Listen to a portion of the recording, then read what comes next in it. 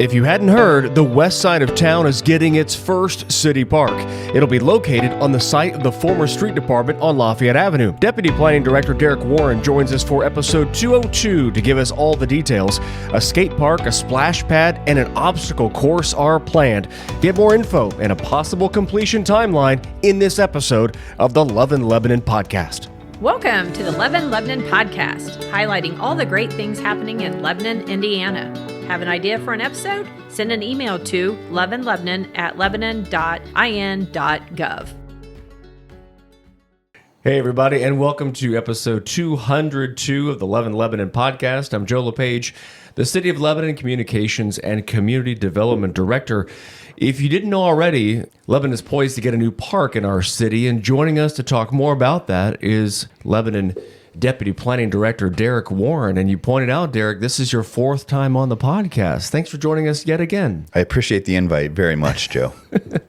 Sarcasm just seeping from Derek's side of the table here. This process of adding former street department garage, 1301 Lafayette Ave, this was not an easy process, but how good does it feel to be able to have all the pretty pictures to share those with the public? A lot of amenities being added to that design as well. Got to make you feel good. Yeah, it's been a fun process to be involved with. You kind of started out when the street garage built their new location over on Mount Zion Road, and the mayor was pretty direct that he thought this would be a good spot for a park. So we jumped into action in the planning department and started with some environmental testing that we've done over the years through our EPA grants. I think I've talked about that before. Mm-hmm.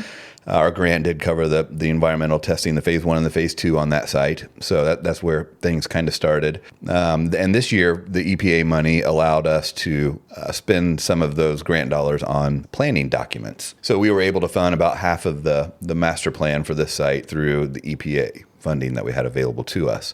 So with that, the firm that did the environmental testing for us has that contract, but they also have a planning department as well. Fantastic park planners on that side of the fence with them, and it's been a pleasure to work with. So it's been a real seamless process working with the same firm doing the environmental testing, so they can work with the design firm and make sure that everything is appropriate for the site. So the site isn't nuclear waste like most people probably perceive it to be. It's relatively a clean site. We're in the process right now of going through the Indiana Brownfields Authority to get some documentation that allows us to move forward and make sure that it is a safe site to develop as a park. And brief history lesson, this was not just the former street department garage, but it was also Triangle Asphalt. And so just kind of a uncertainty as to what maybe have dumped in the ground over the years and things like that. And that was the need for the phase 1, phase 2, and the whole Brownfields process? That's correct. Yep. So the city bought the property in 1984, May of 1984, off of Triangle Asphalt. But at that time, there was not much going on at that site that would have produced any contamination that you would think of from a giant asphalt plant today. So that operation was much smaller, and it was relatively clean when we bought it in 1984. And the city didn't really have any activity there that would have contributed to the contamination. So you say clean site. Could it have been a neighborhood or anything along those lines potentially? Yeah, potentially. Okay. What we'll likely see. So that clean. It could be enough I mean, of that. And a lot of these sites that we test are that clean that, where you had a user of some sort you would think had caused some contamination or pollution that really, it comes back that you can't use the groundwater for human consumption. And what that means is you can't install a well at the property. So as long as they're on city utilities, in many, many cases, that it's a safe site. And we're going to share some of the pretty pictures with you, everybody, but just kind of recapping some of the things here, Derek, from the top of the design to the bottom, there's a boulder wall. There's also the play mounds and tunnels, kind of a seating promenade area, multi-use plaza with splash pad, all these things. How did the V3 come up with all this stuff? I remember seeing them at a football game or two and saw them at Mischief on Meridian last year talking to people. Is that kind of the direct correlation? Yeah, our community engagement process, is always a moving target. How do you get the most engagement out of the feedback, excuse me. And this time we did an online survey. We got over 500 responses from that online survey. In today's climate, to get feedback. The online survey has been very good to the city when we deploy that. I know you've used it in several things you've done. The mayor's used it. Kevin Krulik, all of us have started to use that approach. We coupled that with 2 events that V3 attended for live feedback, if you want to call it that. Like, as you mentioned, the Weibo Lebanon football game, which we got lucky there. It was actually supposed to be a couple weeks earlier, but I think that was when Hurricane Helene came through, and that game got canceled, so we got moved, and it worked out really nice because the Lebanon Weibo football game was sold out, so to speak. It was a crowd, so we got a lot of good feedback there. And then Mischief on Meridian, V3 got a booth and set up camp there, and both of those targeted events really got us tapped into a demographic we were hoping to get to age group wise. Kind of the youth. We wanted their feedback. We also posted boards around the community at the schools with QR codes that people could scan. So the feedback was tremendous. It was a little not what you typically see with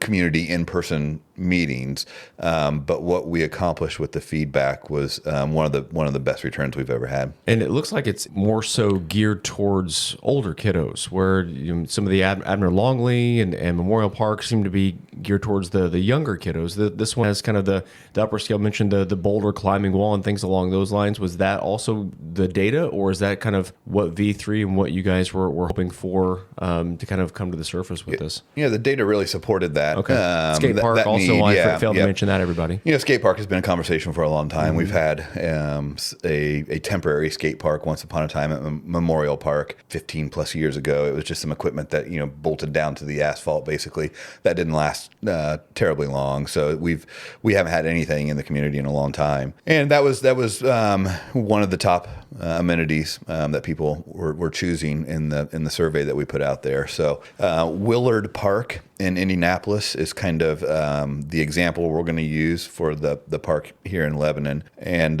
you can Google that online and kind of see what that looks like. And then Switchyard Park down in Bloomington, much larger scale than what we have to work with here, but it's kind of some of the inspiration for some of the other amenities that you'll see on the site, the plaza and the bouldering walls and that sort of thing. And both examples you shared of benchmarking taking place, are they as unique as a parcel as what this is? Because it's a long, kind of narrow kind of layout, but from an amenity perspective, not necessarily geographically how it lays out. No, our site's definitely the geometry of our site is certainly unique. That's the word compared to these other parks. They're more traditional parks.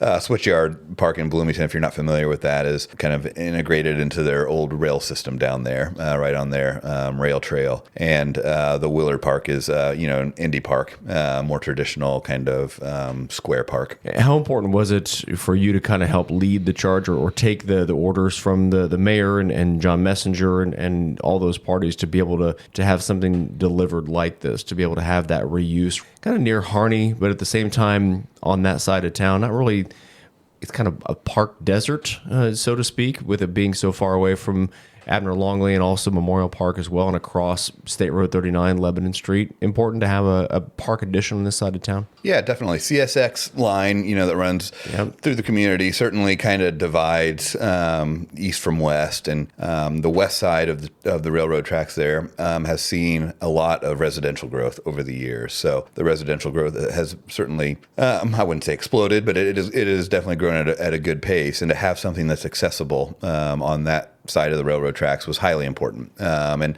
another part of your question was, the active living mantra that we've been working under in certain amenity projects in the city. It falls right in line with what we've been doing with trails and connectivity, sidewalks, some other things. So it was seamless for us to be able to deal with that. The connectivity is part of this project as well, making sure that there are safe sidewalks and a trail that will lead to this park.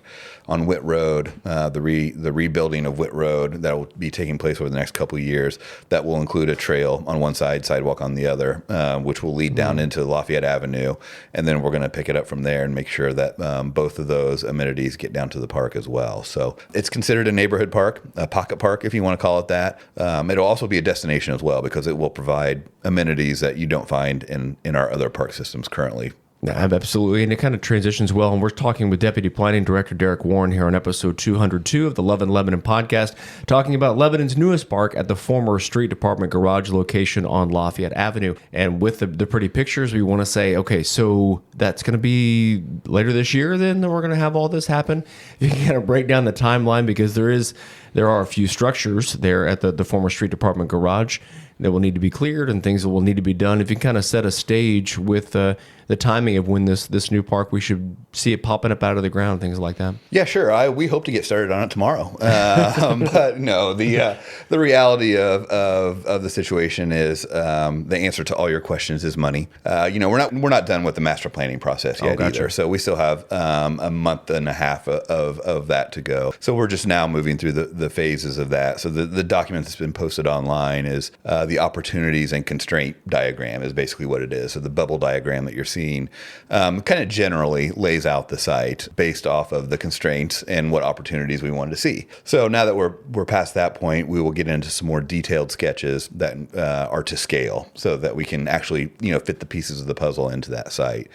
So once we get past all that and we adopt it into the current overall park master plan, the city will start looking at different funding options. I know this is a high priority for the current administration. So if the monies can be found, it will happen sooner rather than later is probably the best way to put it. Are you optimistic at that happening, though, knowing that the office that is behind me currently is kind of driving this thing and wanting this to be something that happens in Mayor Gentry's administration and moving forward that way? Yeah, I hope so.